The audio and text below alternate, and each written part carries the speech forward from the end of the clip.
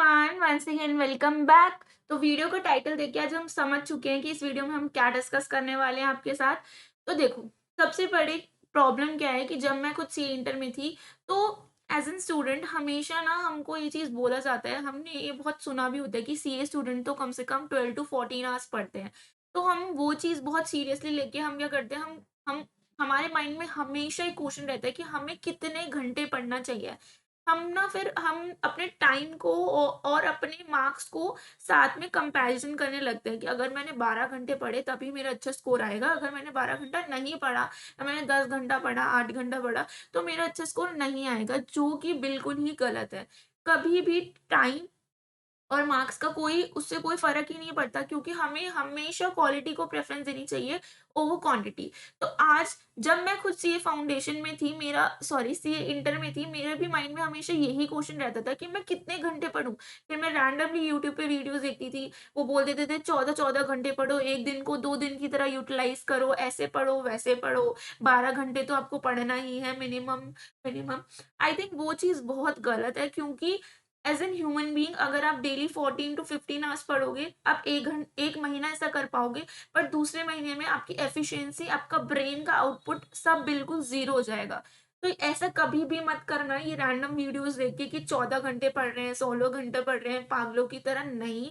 हमेशा अपनी कैपेबिलिटी को देखो और अपने टारगेट को देखो, उसके अकॉर्डिंग पढ़ो। ऐसे रैंडम वीडियोज़ देख के पढ़ना 10-10 घंटे और ये सोचना कि अगर मैं 10 घंटे पढ़ रहा हूँ, तो मैं ढंग से अपना 100% नहीं दे रहा, ये बहुत गलत है। इसीलिए मैं आपको आज हेल्प करने आई हूँ कि कैसे आपको कितने घंटे पढ़ना चाहिए अच्छे मार्क्स स्कोर करने के लिए, और अगर आप 12 घंटे नहीं पढ़ते हो, 10 घंटे पढ़ते हो, तो क्या होगा? तो आज इस वीडियो में हम सब कुछ डिस्कस करेंगे, क्योंकि मैं खुद एक स्टूडेंट रह चुकी हूँ, सी इंटर में मैंने खुद ये प्रॉब्लम फेस करी है। इसलिए ये वीडियो आज मैं आपके पास लेके आई हूँ। आपके सारे जो भी क्वेश्चन्स हैं कि हमें कितने घंटे पढ़ना चाहिए, हमें कैसे पढ़ना चाहिए, अगर मैंने कम पढ़ा, ज़्यादा पढ़ा, सारे आपका सारे क्वेश्चन्स का सॉल्यूशन लेके, ठीक है? तो इस वीडियो को हम सबसे पहले स्टार्ट करते हैं। देखो, सबसे पहले हम क्या करते हैं कि ना जब हमारे एग्ज़ाम है, फॉर एग्ज़ाम्पल अगर आपके मई में एग्ज़ाम है, तो आप क्या करते हो, अभी तो आप सब फ़ेब है, ठीक है?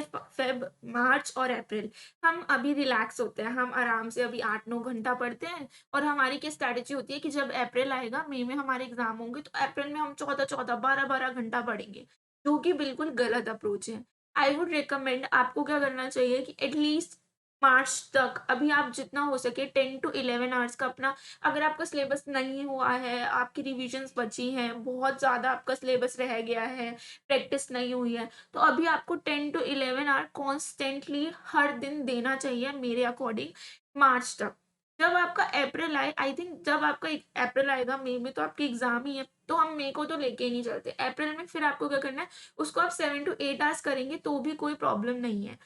मैं ऐसा क्यों कह रही हूँ, उसका बहुत बड़ा रीज़न है, क्योंकि जब आपके एग्ज़ाम होंगे, आपकी माइंड और बॉडी, उन दोनों को अगर वो रिलैक्स्ड नहीं होंगे, तो आपका जो एफिशिएंसी है, आपका जो आउटपुट है, जो एग्ज़ाम्स में आना चाहिए, जिसके लिए आप 6-7 महीने से या 9 महीने से तैयारी कर रहे हो, वो नहीं आएगा। इसलिए उस टाइम हमारे पास हमारा टारगेट ये होना चाहिए कि हाँ, मुझे अपना रिवीज़न भी करनी है 7 टू 8 आवर्स, पर मेरे को अपनी बॉडी को, अपने माइंड को रिलैक्स भी करना है, मुझे पैनिक नहीं करना। क्योंकि वो टाइम ऐसा होता है कि बहुत ज़्यादा प्रेशर होता है। आप इधर से ये चीज़ें सुन रहे हो, ये इम्पोर्टेंट क्वेश्चन, वो इम्पोर्टेंट क्वेश्चन, पेपर ऐसे आने वाला है, वैसे आने वाला है।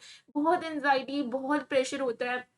कहीं न कहीं हम थोड़े से ऐसा भी लगता है कि मैं क्लियर कर पाऊँगा या नहीं कर पाऊँगा, हम खुद पे ही डाउट करने लगते हैं। तो वो टाइम होता है जब आपको खुद को, अपने माइंड को, बॉडी को रिलैक्स करने के लिए टाइम दें, क्योंकि एग्ज़ाम टाइम में ऑलरेडी इतना प्रेशर आने वाला है, उसके लिए हम उसको लेने के लिए एटलीस्ट हम रेडी हो जाएँ। तो हमेशा कोशिश करो कि एटलीस्ट पेपर से 1 महीना पहले मार्च तक आप जितना अपना 100% आउटपुट दे सकते हो दो। उसके बाद अप्रैल में अपना रिविज़न प्लान करो और 7 टू 8 आवर्स पढ़ो। अच्छा है, और अपनी बॉडी को और माइंड को थोड़ा रिलैक्स होने का मौका दो, ठीक है? फर्स्ट पॉइंट आई थिंक आप सबको क्लियर होगा।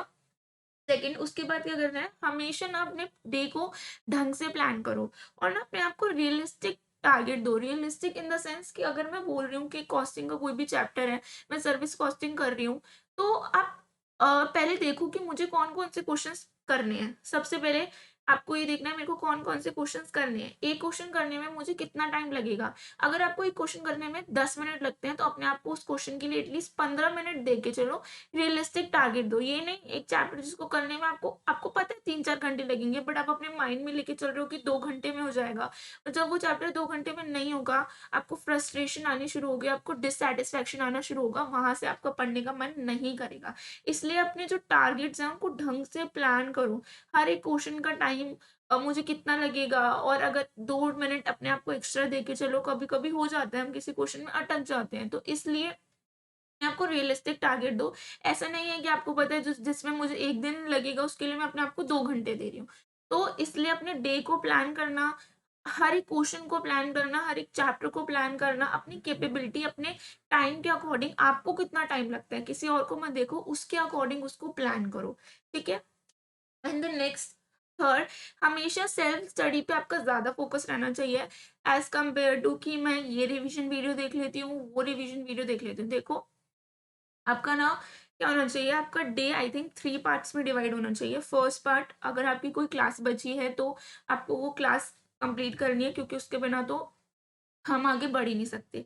सेकंड पार्ट, अब जो मैंने क्लास में पढ़ा है मुझे वो रिवाइज़ करना है, एंड थर्ड पार्ट बचे हुए सब्जेक्ट्स की मुझे सेल्फ स्टडी करनी है। और अगर थोड़ा टाइम बचा है बीच में, अगर आपको लग रहा है कि हाँ, ये रिवीजन सीरीज़ चल रही है, बहुत इम्पोर्टेंट है और ये मुझसे खुद से नहीं होता, तो 1 घंटा या 2 घंटा आप उसके लिए दो। बट ऐसा नहीं होना चाहिए सुबह आपने लेक्चर देख लिए, दिन में आपने थोड़ा बहुत उसका रिवाइज़ कर लिया, शाम को आप खुद से कुछ पढ़ ही नहीं रहे हो, आप सिर्फ रिवीजन वीडियो देख के बोल रहे हो कि हाँ भाई मेरी सेल्फ स्टडी हो गई। सेल्फ स्टडी मतलब वो नहीं होता। सेल्फ स्टडी मतलब जब आप चीज़ें खुद पढ़ते हो, खुद सॉल्व करते हो, तो सेल्फ स्टडी का टाइम हमेशा ज़्यादा होना चाहिए। रिवीजन वीडियो होनी चाहिए, बट एक रिस्ट्रिक्टेड, मेरे को लगता है कि एक लिमिट होनी चाहिए। ऐसा नहीं है कि हम हर चीज़ के लिए रिवीजन वीडियो पे डिपेंड हो गए।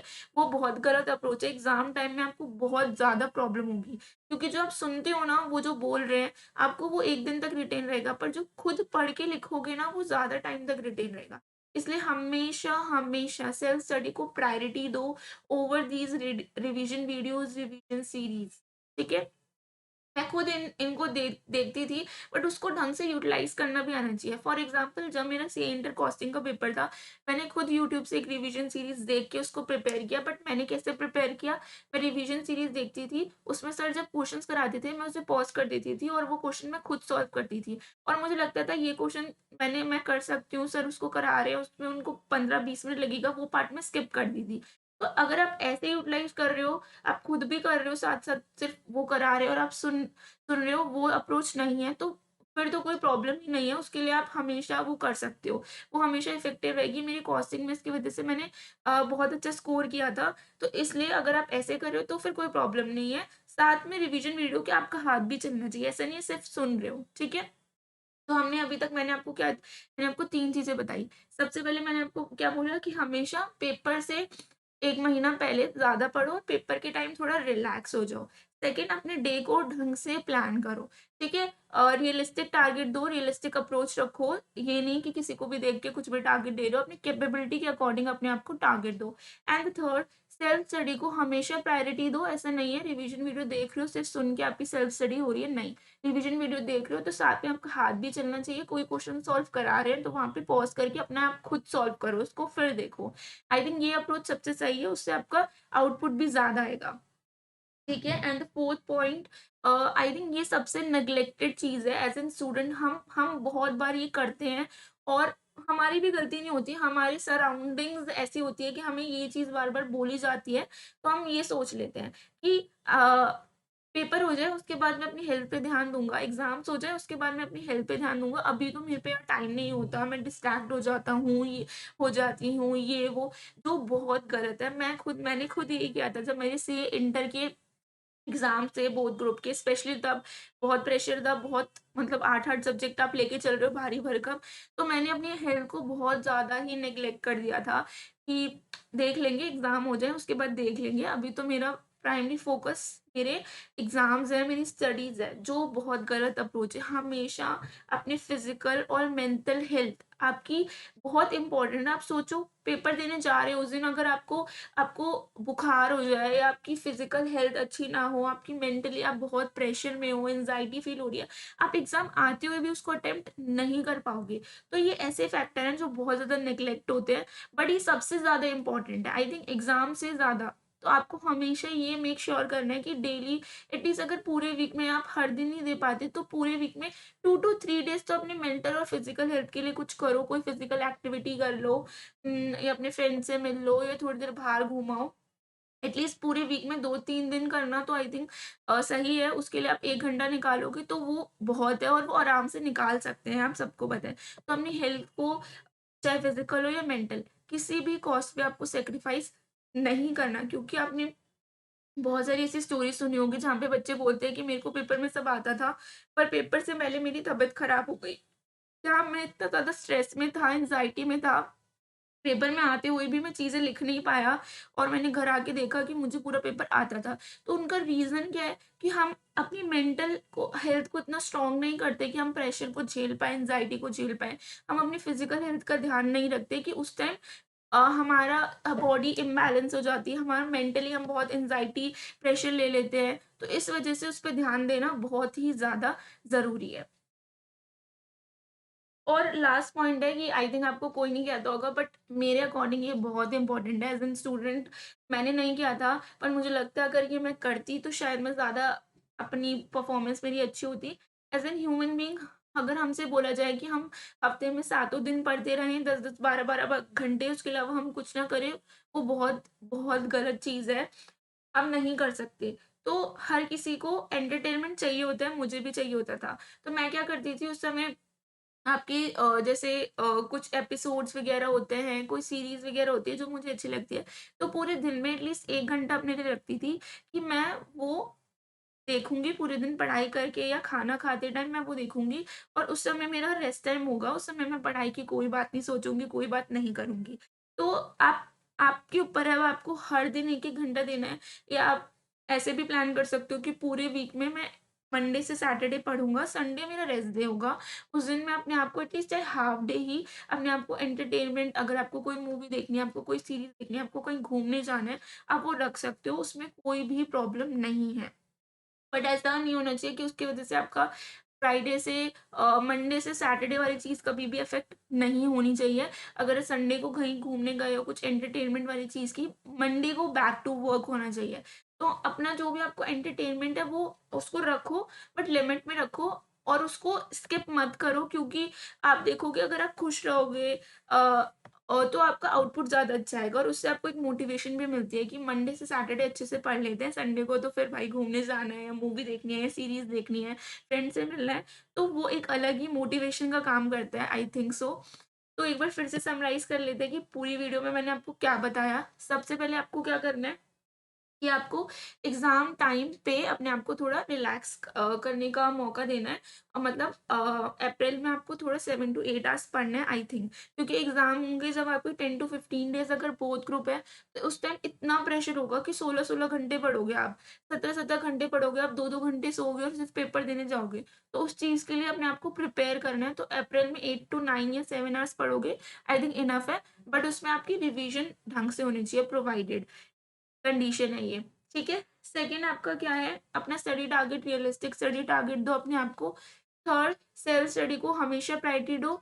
ये रिवीजन वीडियो और रिवीजन सीरीज के अलावा। एंड फोर्थ, कि अपने फिजिकल और मेंटल हेल्थ को किसी भी कॉस्ट पे सेक्रीफाइस नहीं करना। एंड फिफ्थ, कोई भी आपकी हॉबी है, आपका कोई पैशन है, आपको कोई चीज़ एंटरटेनमेंट वगैरह, उसके लिए अपने आप को टाइम दो। एटलीस्ट वीक में 1 दिन रखो या हर दिन 1 घंटा या आधा घंटा आप रख सकते हैं। उससे आपका आउटपुट ज़्यादा अच्छा आएगा, आप खुद मोटिवेटेड रहोगे और आपका मूड भी अच्छा रहेगा।